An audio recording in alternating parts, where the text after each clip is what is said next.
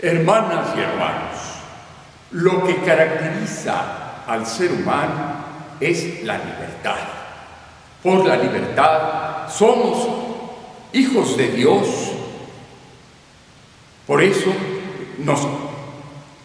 a diferencia del animal, cuyas actividades, cuyas conductas está regida por el instinto y lo hacen bien, nosotros en cambio podemos elegir entre alternativas unas acciones, una conducta u otra, y podemos hacerlo no solamente en las actividades, sino el cómo, las consecuencias de nuestros actos.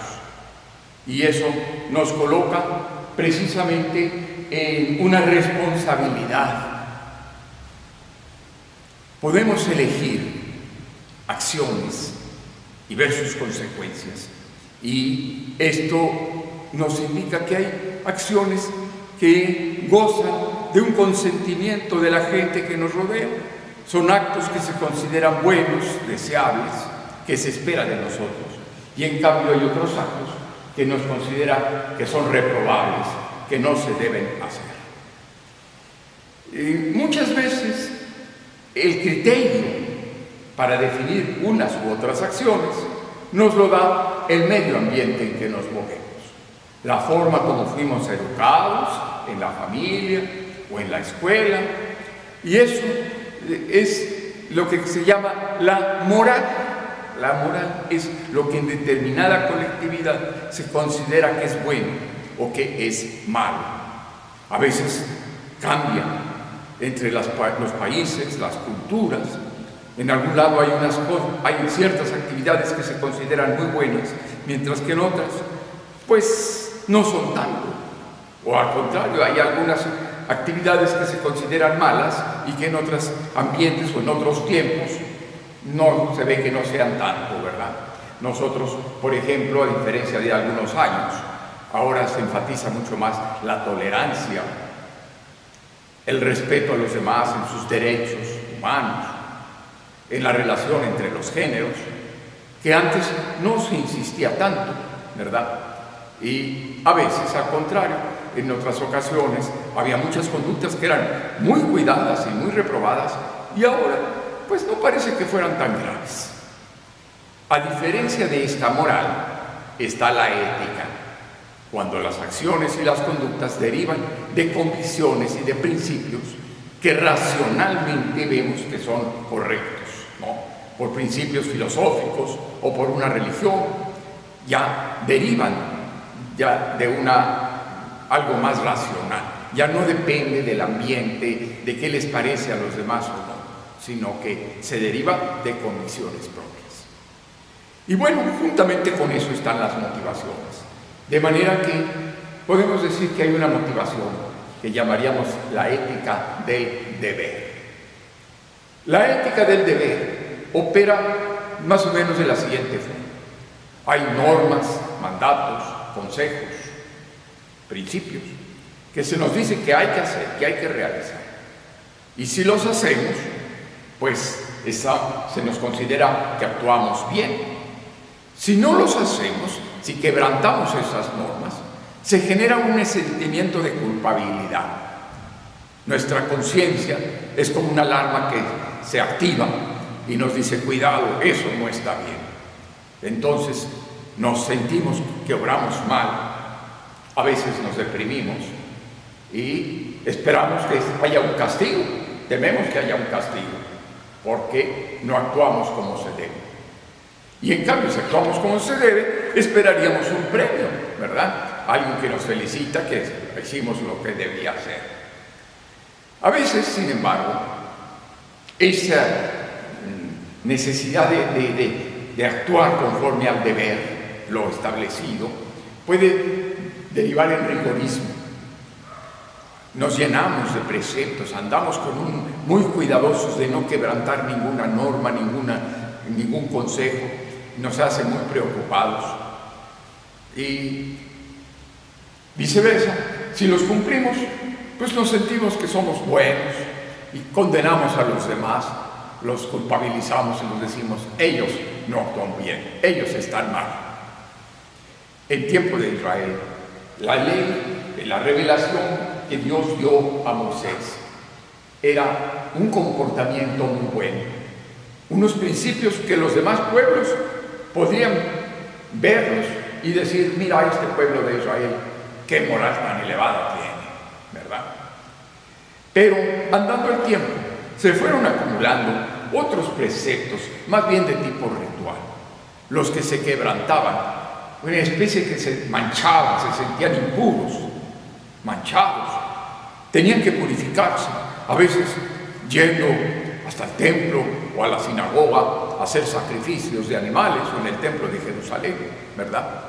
Y los que estaban manchados no podían entrar en las sinagogas con la asamblea de los demás paisanos. Y los preceptos se fueron multiplicando. Un curioso contó cuántos preceptos había en el libro de Levítico de la Biblia de ese tiempo, y encontró 647 preceptos, ¿no? Pues eso evidentemente no se podía cumplir. La mayoría de la gente era pobre, y los pobres, ustedes saben, no andan con las minucias de qué alimentos se pueden comer y no comer. Se come lo que hay. Ni andan con esas cuestiones que el sábado, qué actividades puedo realizar y cuáles no, sino como se dicen ahí en el norte, se trabaja cuando hay jale, cuando hay ofrecimiento de trabajo me van a retribuir. Pues no me preocupo mucho de si está permitido o no en el día de fiesta o en el día de descanso. En cambio, los fariseos, que tenían una posición un poco más holgada, ellos se daban el lujo de cumplir todos los preceptos de la ley. Incluso llegaban a pagar el diezmo hasta de la hierbabuena, ¿no? Y despreciaban a los demás israelitas, gente ignorante, gente que era impura, que no podía uno relacionarse bien con ellos.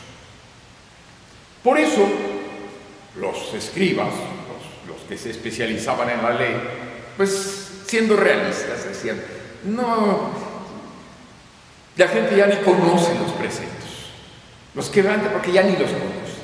Si no podemos obligar, no van a cumplir todos los preceptos, por lo menos vamos a insistirles en los principales, que cumplan lo principal. Pero aún en eso había disputa entre ellos. ¿Qué era lo más importante? La ley del sábado, no quebrantarla porque es el día del Señor, o los alimentos puros o impuros, o no tocar la sangre. ¿Qué era lo principal? Y discutían entre ellos. Y así fue como uno de estos escribas, bien intencionados, que veía en Jesús un sabio, conocedor de la ley y una gran compasión, su sabiduría, le preguntó: Maestro, ¿cuáles son los mandamientos más importantes de la ley? Y Jesús les dijo 2 mandamientos.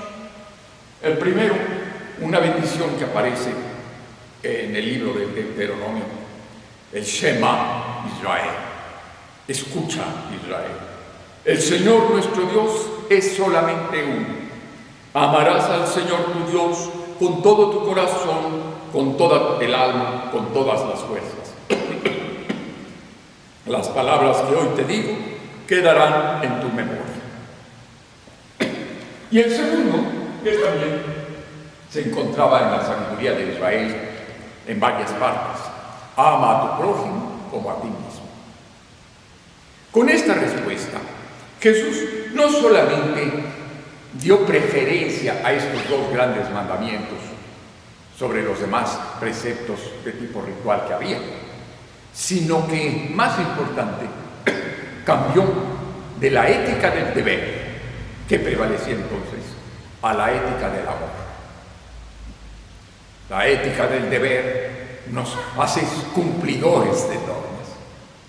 Somos formalistas, nos sentimos, si los cumplimos, nos sentimos orgullosos y con derecho a la asistencia divina. Y si no, o aunque no sean tan graves, se generan sentimientos de culpabilidad que nos hace sentirnos reprimidos. Y en cambio, la ética del amor es algo gozoso, es algo pleno, que brota de nosotros mismos de una manera espontánea y nos obliga a vivir conforme a Dios. Y Jesús presenta el sentido del amor en 3 círculos concéntricos. El círculo del centro, el más cercano a nosotros, es el amor que tenemos a nosotros mismos, ¿verdad? Porque no es egoísmo. Necesitamos amarnos a nosotros mismos en primer lugar, ¿verdad? Y amarse uno a sí mismo es cuidar de nuestra salud, de nuestro descanso, de nuestra alegría, ¿verdad?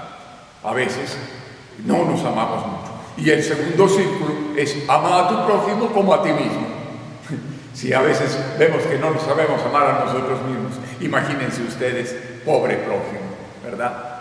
Amar al prójimo, y la referencia es: no hagas a otro lo que no quieres que te hagan a ti. Pero el amar al prójimo, ¿cómo podemos decir que amamos al prójimo? Y pues si amamos a Dios, y amar a Dios sobre todas las cosas. ¿Y cómo amamos? Sabemos que amamos a Dios sobre todas las cosas. No es un sentimiento de ternura que tenemos aquí mientras hacemos nuestra oración. Sabemos que amamos a Dios cuando amamos a nuestro prójimo. Dice San Juan: si no amas a tu prójimo, ¿a quién ves? ¿Cómo vas a amar a Dios a quien no ves? Así pues, se ama a Dios amando al prójimo, y se ama al prójimo en la medida que nos amamos a nosotros mismos. Un ámbito de amor que nos hace sentirnos libres, aunque no conozcamos muchos preceptos. No nos importa, porque vamos a actuar bien. Todos los mandamientos realmente sabios que tenía el antiguo Israel estaban movidos por el amor, de una u otra manera. Ya dice San Agustín: ama y haz lo que quieras, porque estamos seguros que actuando con amor hacemos lo correcto. Y es algo que nos hace, que brota de nosotros mismos, de nuestra riqueza. No nos andamos reprimiendo, sino se vuelve más exigente todavía que la ética del deber. ¿Se acuerdan que muchas veces dicen: habrán oído ustedes que se dijo tal cosa, pero yo les digo? Y resulta que movidos por el amor es más exigente que movidos por el deber. Que estos principios guíen nuestras acciones, hermanos y hermanas, y nos haga responder mejor a la voluntad del Padre.